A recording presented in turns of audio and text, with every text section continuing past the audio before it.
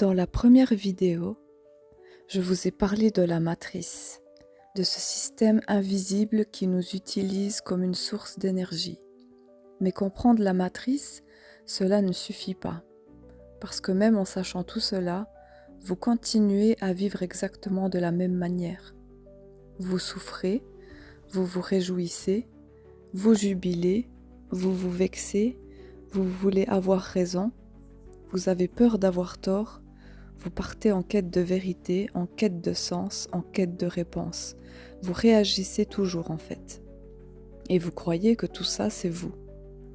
Mais non, justement, ce n'est pas vous, c'est le personnage. Et tant que vous restez identifié à lui, la matrice continue de vous exploiter pour le meilleur et pour le pire. Ici, je vais approfondir sur plusieurs aspects, notamment sur les émotions, la loi de la polarité, la loi de la compensation. Avant toute chose, je veux préciser quelque chose d'important. Ce que je partage ici, ce n'est pas la vérité absolue. C'est une perception du fonctionnement du système comme je l'ai vu, ressenti et traversé. Je ne suis pas là pour vous dire que c'est la vérité, que c'est comme ça. Je ne suis pas dans cette posture. Souvent, quand on cherche la vérité dans ce monde, c'est parce qu'on cherche à être ébloui, rassuré. On veut trouver quelque chose qui nous convient, qui apaise une peur, qui donne un sentiment de sécurité ou qui nous donne l'impression d'avoir compris, d'avoir grandi. Mais quand on y regarde de plus près, cette vérité qu'on croit avoir trouvée, c'est souvent juste une nouvelle croyance. Un autre enfermement plus raffiné, mais toujours dans la polarité. La vérité n'est en réalité que l'autre face du mensonge. Et ce qui est vrai pour quelqu'un ne l'est pas forcément pour vous. C'est là toute la subtilité de ce système. Il est parfaitement adapté à ce monde de dualité où l'on veut toujours s'accrocher à quelque chose.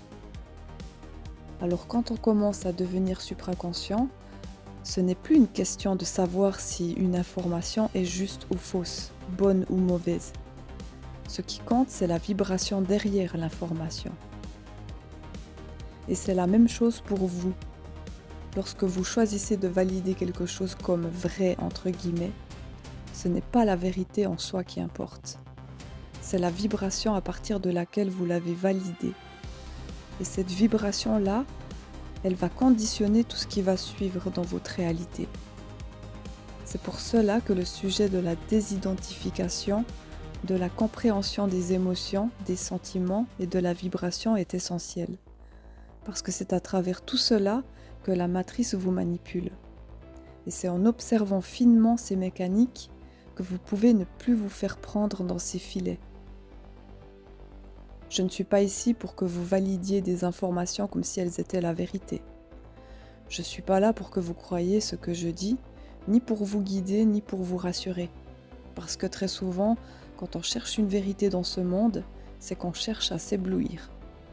On veut se sentir mieux, on veut se sentir plus fort, plus élevé, plus lumineux. On veut trouver quelque chose qui apaise un vide, qui donne un sens ou qui répare une blessure intérieure. Et ça, c'est compréhensible, mais c'est déjà une polarisation. Ce qu'on appelle vérité dans ce monde, c'est souvent ce qui nous arrange, ce qui nous rassure, ce qui confirme une image de nous. Et valider une information pour ces raisons-là, c'est valider depuis un désalignement, depuis une intention vibratoire qui vient du manque.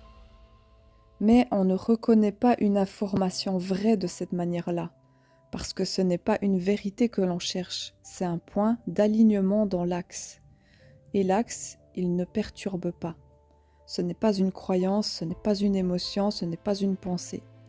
C'est ce savoir profond qui n'a pas besoin de justification. C'est ce que vous reconnaissez sans effort, comme si vous étiez simplement en train de vous souvenir. Quand vous validez une information, simplement parce qu'elle vous fait du bien, parce qu'elle vous élève, parce qu'elle vous permet de vous sentir spécial ou lumineux, alors vous n'êtes pas dans l'axe. Vous validez depuis une repolarisation inconsciente qui vous replace dans le jeu de la matrice. Vous n'avez rien à valider. Se souvenir, c'est savoir. Et un savoir ne se valide pas, il est tel quel, pur et origine. Et dans ce jeu, la matrice sait très bien ce qu'elle fait. Elle vous propose des vérités et des mensonges, des lumières et des ténèbres, des éveils et des égarements. Tout est polarisé. Et dès que vous vous investissez émotionnellement dans ce jeu, vous êtes à nouveau piégé. Parce que ce n'est pas l'information qui crée la réalité. C'est la vibration avec laquelle vous recevez l'information. Et cette vibration-là, c'est elle qui va déterminer tout ce qui va suivre dans le jeu. Ce que vous allez attirer, comment vous allez vibrer et où vous allez rester bloqué. Et c'est en regardant ainsi, sans chercher à croire ou à valider, qu'on commence à voir le code, les logiques cachées, les mécanismes. Et là, certaines choses deviennent évidentes. Non pas parce qu'on vous les a apprises, mais parce qu'elles apparaissent simplement quand on arrête de jouer. Il faut l'imaginer un peu comme si l'on démontait un ordinateur. Je vous montre comment sont agencées les pièces, comment on programme un logiciel et comment ce programme va ensuite tourner automatiquement. C'est comme un corps biologique. On peut savoir où sont les organes, ce que font les reins, comment circule le sang. Ici, je vous partage ce que j'ai perçu d'un autre corps, celui du système, de la matrice, de ses codes et de ses pièges.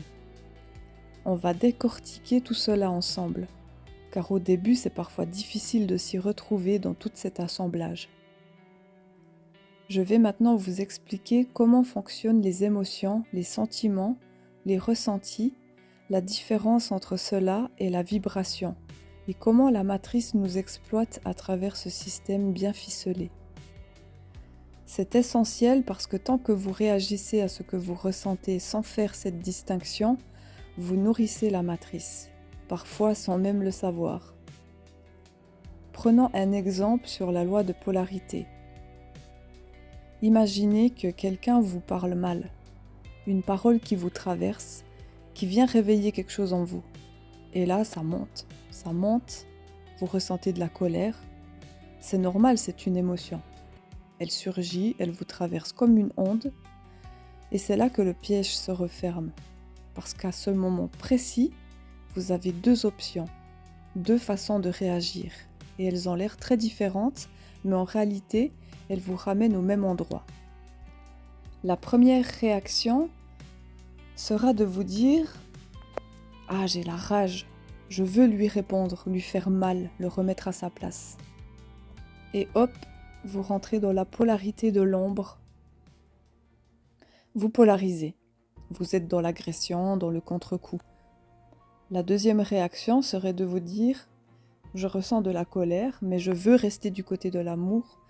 Je vais le bénir, envoyer de la lumière, pardonner. » Et ça paraît noble, presque spirituel, mais là encore, vous êtes en train de réagir.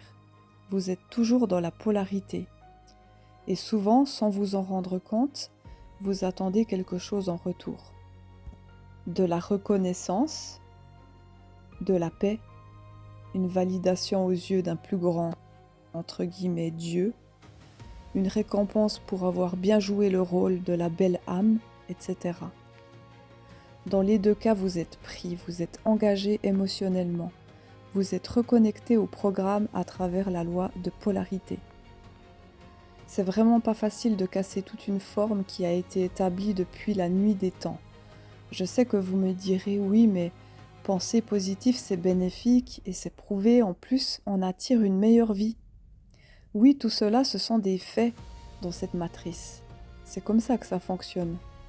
Je ne vous dis pas ce qui est meilleur ou pas, je vous montre comment ça fonctionne dans ce monde, mais posez-vous la question, qui êtes-vous en dehors de tout ça ? Oui, souvent on veut bénir parce qu'on a appris qu'il fallait faire attention au karma. On veut faire le bien parce qu'on se sent coupable d'avoir fait du mal. Et il y a tellement d'autres raisons derrière, mais ce n'est pas que ça. On nous a appris que faire le mal, c'était dangereux, que c'était pas bien, que ça méritait une punition. Alors on s'est conditionné sur toutes ces croyances. Et depuis tout petit, on apprend que si on fait mal, on sera puni. qu'on sera rejeté, qu'on ira en enfer, qu'on sera un mauvais enfant, un mauvais être. Et à l'inverse, si on fait bien, on sera récompensé, aimé, validé, sauvé, peut-être même qu'on sera béni par Dieu, qui sait. Et ça programme tout notre système intérieur. Du coup, quand on décide de bénir, d'aimer, de pardonner, d'être lumineux, souvent c'est pas un choix libre, c'est un réflexe programmé. On agit bien pour être du bon côté, pour mériter quelque chose ou pour éviter un jugement, une punition, une douleur. Et même si ça semble beau à l'extérieur, vibratoirement, on est encore dans l'échange, dans le contrat caché. On fait le bien, mais on veut quelque chose en retour. Et c'est là que le programme continue de tourner. Alors ce qu'il faut voir, c'est ça, le personnage. Le personnage ici, il doit jouer, il doit fonctionner dans ce monde. Il a des rôles, des responsabilités, une histoire à vivre. Mais vous, derrière le personnage, vous n'êtes pas lui. Vous êtes la conscience qui perçoit le jeu.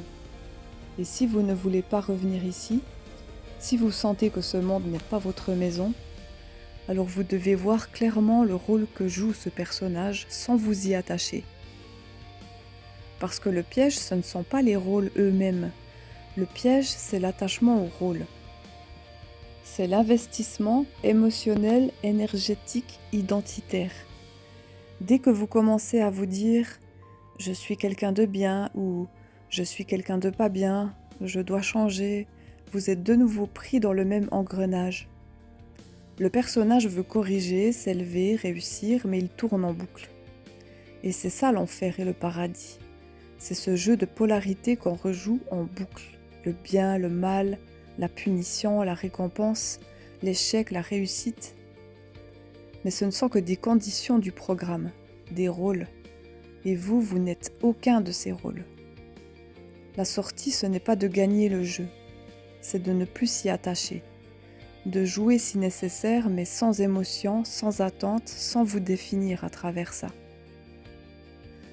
Et là, quelque chose commence à se libérer, parce que vous savez que vous êtes ici, mais que vous n'êtes plus d'ici.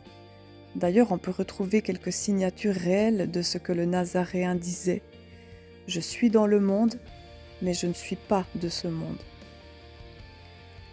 Je vais essayer d'expliquer quelque chose d'essentiel, mais de très subtil. Le fonctionnement de la polarité bien-mal, et surtout comment la loi de compensation s'active à notre insu tant qu'on ne voit pas clair dans les ficelles du personnage. Parce que dans cette réalité, le bien et le mal ne sont que des concepts moraux. Ce sont des pôles vibratoires d'un système autorégulé. C'est le programme matriciel qui se nourrit de notre division intérieure. Et tant qu'on est polarisé, même positivement, on est dans le jeu. La division intérieure, c'est le point de départ. Quand on n'a pas retrouvé notre unité vibratoire, on agit depuis une faille, toujours. C'est cette faille qu'on cherche à combler. Par le bien quand on ne se sent pas assez bon, par l'amour quand on se sent indigne ou haï, par la bénédiction quand on pense avoir mal agi, par la lumière quand on fuit notre ombre, et c'est là que la loi de compensation se met en marche. Qu'est-ce que c'est cette loi de compensation vraiment ? Ce n'est pas une loi morale ou une punition cosmique. C'est un effet de balancier vibratoire fondé sur la loi de polarité. Chaque fois que je fais quelque chose pour compenser une blessure intérieure, un vide, une culpabilité, je lance une impulsion qui doit être équilibrée ailleurs. Souvent dans l'invisible, souvent plus tard, souvent de façon déroutante. Par exemple, je veux guérir une blessure d'abandon. Alors je donne beaucoup d'amour autour de moi, mais cette blessure n'est pas vraiment reconnue ni intégrée. Alors ce que je donne n'est pas libre, c'est chargé d'un besoin, et cette charge va produire ailleurs une décompensation. Peut-être une incompréhension, un rejet, une blessure non exprimée qui se retourne contre moi. Et souvent je ne fais pas le lien. parce que le système est extrêmement intelligent. Il nous fait croire qu'on agit dans le bien, alors qu'en réalité, on renforce notre division. Le piège de la polarité lumière-ombre. Quand on agit pour faire le bien, pour bénir, pour être dans l'amour, c'est souvent parce qu'on croit qu'être mauvais, c'est être puni, rejeté, damné ou exclu de la grâce. Et ça vient d'un codage très ancien. Tu dois être un bon enfant, sinon tu seras puni. Tu dois faire le bien, sinon Dieu te rejettera. Tu dois briller, sinon tu ne mérites pas l'amour, etc. Et ce conditionnement devient une stratégie du personnage. On veut bénir, mais pas pour rien. On veut bénir parce qu'on a déjà maudit, parce qu'on veut être sauvé, parce qu'on veut être perçu comme quelqu'un de bien. Mais ce quelqu'un de bien n'est qu'un rôle du personnage. Et chaque fois qu'on agit pour entretenir ce rôle, on donne de l'énergie au programme. Même les principes spirituels peuvent devenir des pièges. On entend souvent « donne sans rien attendre en retour ». Et sur le plan vibratoire pur, ça peut paraître normal, mais dans la réalité, ce qu'on vibre derrière l'intention est bien plus subtil.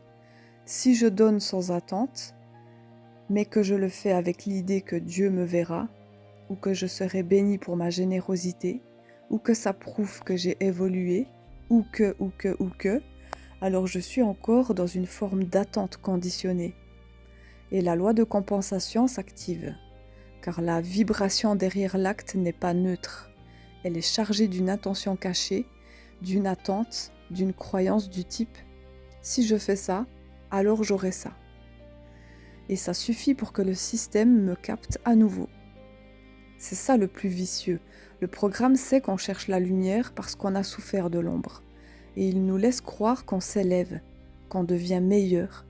Mais en réalité, on entre dans une nouvelle boucle de contrôle. On devient sage, bon, doux, éveillé, mais toujours attaché à l'image du personnage, toujours investi émotionnellement, toujours dans un rôle, toujours dans quelque chose. Et ce rôle, même s'il apporte des bénédictions, n'est pas la liberté. C'est de la domestication lumineuse. Et c'est là que tout devient plus clair. Tant qu'on veut être quelqu'un, on agit depuis une division. Tant qu'on veut être vu comme bon, on rejette inconsciemment notre part mauvaise. Tant qu'on veut recevoir quelque chose en retour, mais subtilement, on est encore dans le troc énergétique.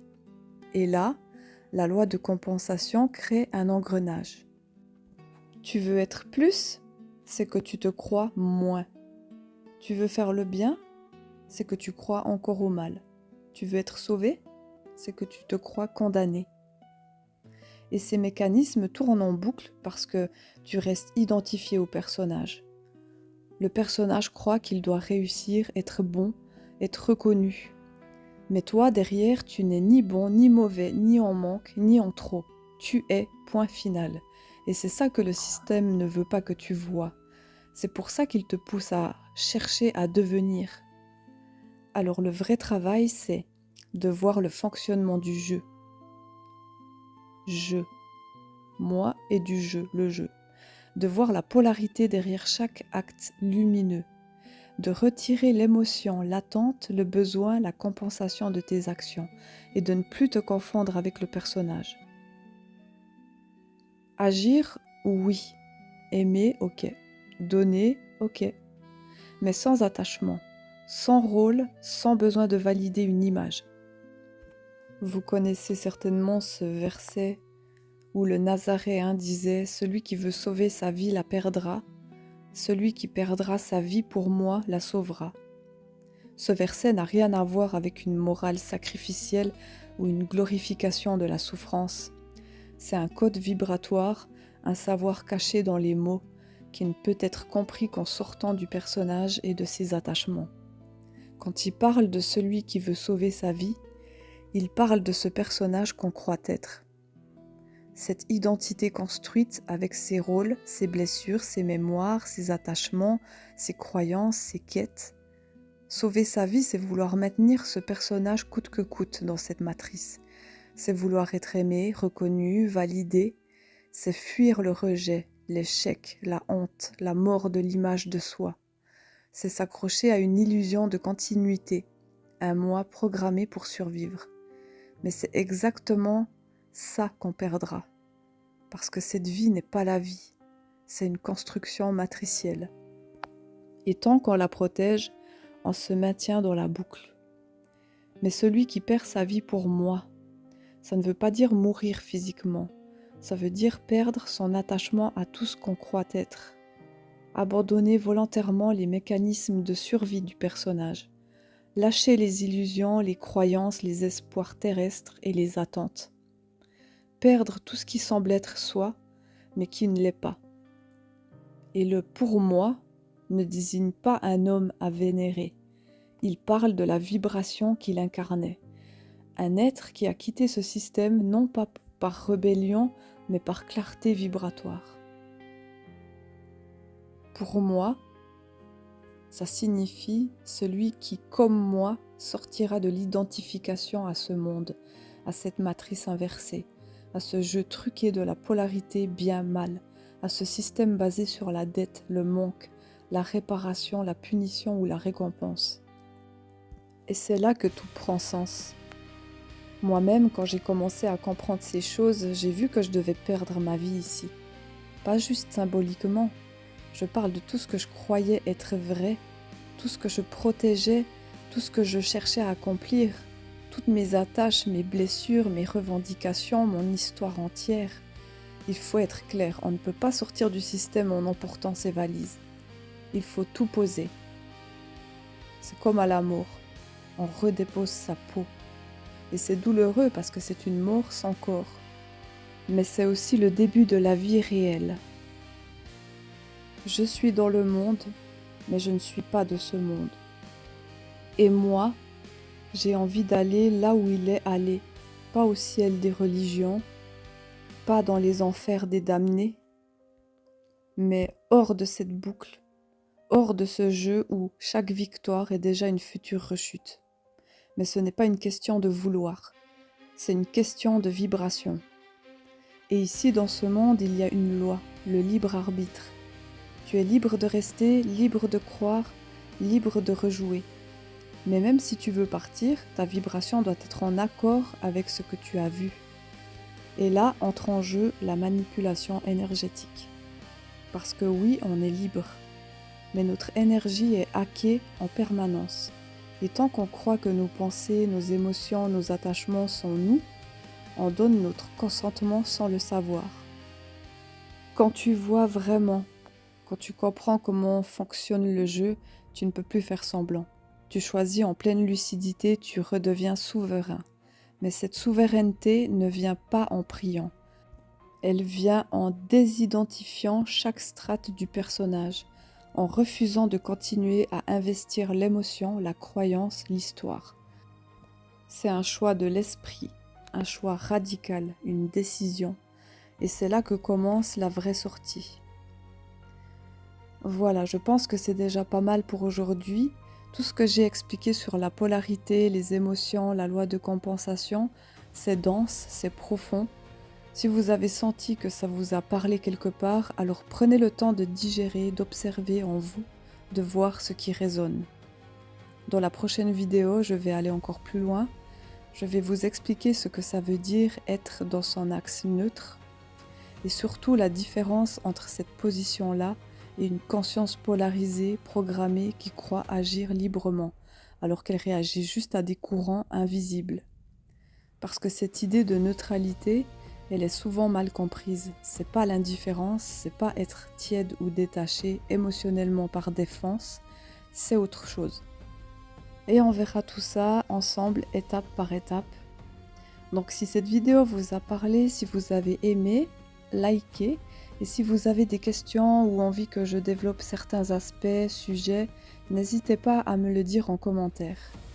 Je lirai tout et je ferai d'autres vidéos en fonction de vos retours.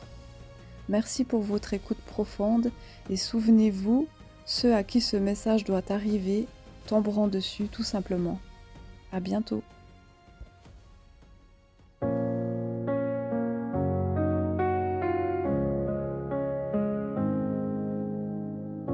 J'ai couru vers la lumière pour fuir le noir. J'ai béni des ombres pour croire à l'espoir. Mais chaque pas vers le bien m'éloignait de moi, comme si jouer au sauveur m'enchaînait parfois. J'ai donné sans attendre, ou c'est ce que je croyais, mais l'attente elle vibrait dans chacun de mes pourquoi. Et même en silence, l'ego faisait son tour. Si je fais tout ça, je vais mériter l'amour.